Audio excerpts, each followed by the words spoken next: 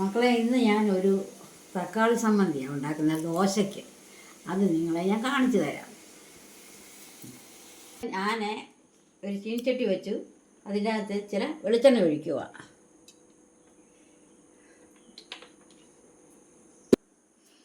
സവാള ഇടുന്നു.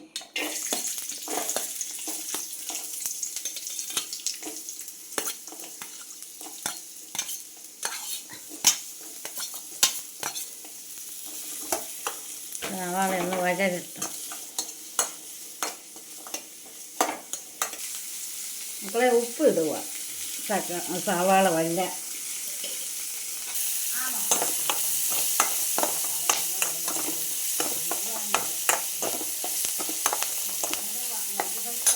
ഉള്ളി വഴഞ്ഞു. ഇനിയും തക്കാളി ഇട്ട് വഴറ്റുക കേട്ടോ മക്കളെ. ഉള്ളി വഴഞ്ഞു, ഇനിയും നമ്മൾ തക്കാളി ഇട്ട് വഴറ്റുക.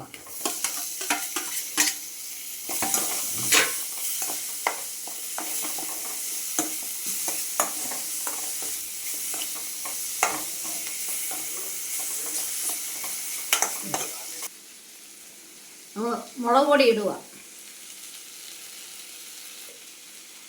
കാശ്മീരി മുളക് പൊടി ഇട്ടു. മതി. തേങ്ങ ഇടണം. ഇതൊന്ന് ചൂടായി കഴിഞ്ഞിട്ട് നമുക്കിനി തേങ്ങ ഇടണം. നമ്മൾ തേങ്ങ ഇടുവാണേ.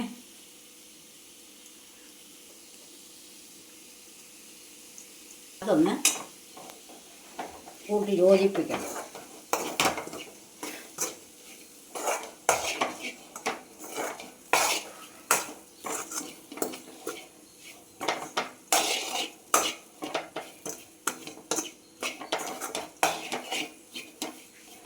ഒന്ന് ചൂടായി വഴഞ്ഞു തേങ്ങായും എല്ലാം കൂടെ. ഇത് ഇനിയും ഒന്ന് ആറിയിട്ട് മിക്സിയിലിട്ടൊന്ന് അരച്ചെടുക്കണം. അരച്ച് കടുക് വറുത്തെടുക്കണം. സമ്മന്തിക്ക് കടുക് വറക്കാൻ പോവാം. സമ്മന്തിക്ക് കടുക് വറക്കാൻ പോവാ മക്കളെ. എണ്ണ ഒഴിച്ചു. ഇനി ഇച്ചിരി കടുക് ഇടുക. കടുക് ഇട്ടു. അതൊന്ന് പൊട്ടിയിട്ട് നമ്മൾ സമ്മന്തി ഇട അങ്ങോട്ട് ഇടുക.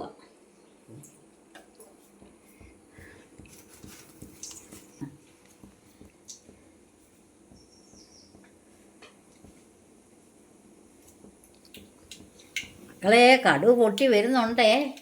ഇനി അമ്മ ഇച്ചിരി കരിവേപ്പില കൂടി ഇടുക. കരിവേപ്പില ഇടുക. കരിവേപ്പില ഇട്ടു. കറുകാപ്പില്ല. അപ്പോൾ സമ്മന്തി ഒഴിക്കുവാന്നേ. ഇത് കടുക് പൊട്ടി കഴിഞ്ഞു. നമ്മൾ ഇനി സമ്മന്തി ഒഴിക്കുക ചീനിച്ചട്ടിയിലോട്ട്.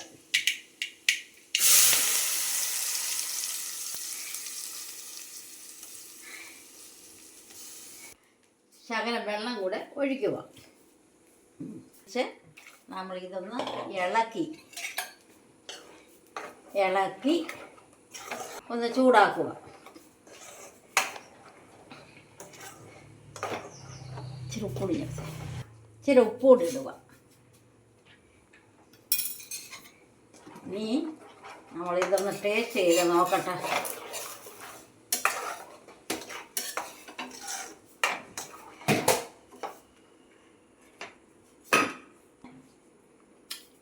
സൂപ്പർ സമ്മന്തി, സൂപ്പർ സമ്മന്തി, സൂപ്പർ സമ്മന്തി. ഇത് ദോശയ്ക്കും ഇഡ്ഡലിക്കും എല്ലാം നല്ല സമ്മന്തി. കൂട്ടണം. നിങ്ങൾക്ക് ഇഷ്ടപ്പെട്ടാൽ ലൈക്ക് ചെയ്യണം, ഫോളോ ചെയ്യണം. അമ്മ ഉണ്ടാക്കിയത് ദോശയും തക്കാളി ചമ്മന്തിയും.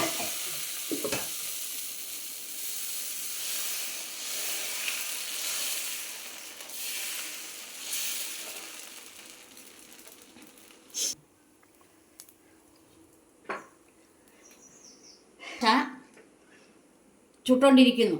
സമ്മന്തി റെഡിയായി. ഇനി കുഞ്ഞുങ്ങൾ വന്നിട്ട് കഴിച്ചാൽ മാത്രം മതി.